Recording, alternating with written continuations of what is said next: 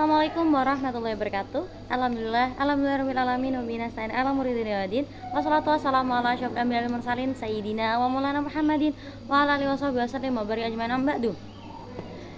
Yang terhormat Abi Hanif dan juga Umida selaku pemilik pondok pesantren Sepakat Maulana Ibn Hida, yang saya hormati seluruh jajaran Bapak Ibu dan guru, dan tak lupa teman-teman yang berbahagia, dan tak lupa juga orang tua saya di rumah yang saya sayangi.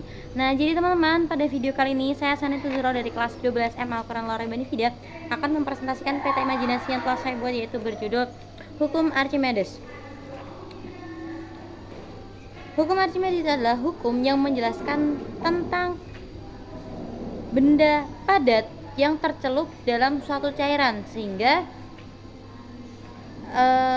ada beberapa kemungkinan yang terjadi. Nah, menurut Archimedes ada 3 kemungkinan yang terjadi. Yang pertama adalah benda terapung dalam air. Nah, rumusnya untuk cara mencarinya adalah Fa sama dengan W, di mana gaya berat benda sama dengan gaya ke atas. Selanjutnya bunyi hukum Archimedes yang kedua adalah benda melayang dalam air. Kemungkinannya yang kedua adalah benda itu melayang di atas air. Rumusnya untuk mencarinya adalah Fa sama dengan W. Dan selanjutnya adalah benda tenggelam dalam air.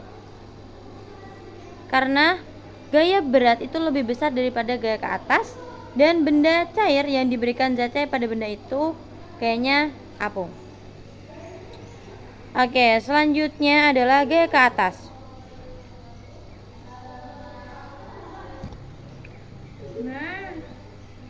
Tekanan pada permukaan, ketika misal contohnya adalah kubus itu melayang dalam air, itu terjadi hukum Archimedes.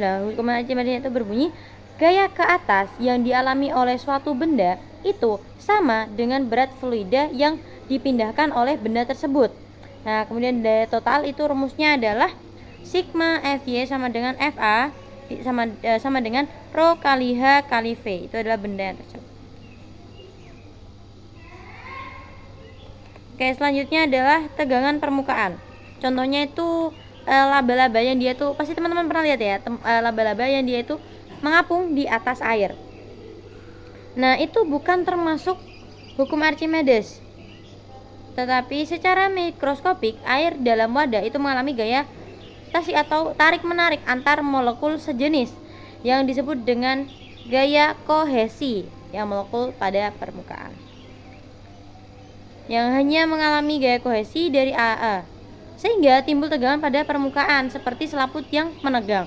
Akibatnya resultan gaya pada molekul permukaan air itu tidaklah nol dari arah samping dan bawah saja, dan dia tuh hanya mengalami gaya kohesi ya teman-teman. Oke, saya kira cukup untuk presentasi saya hari ini. Sekian dari saya. Assalamualaikum warahmatullahi wabarakatuh.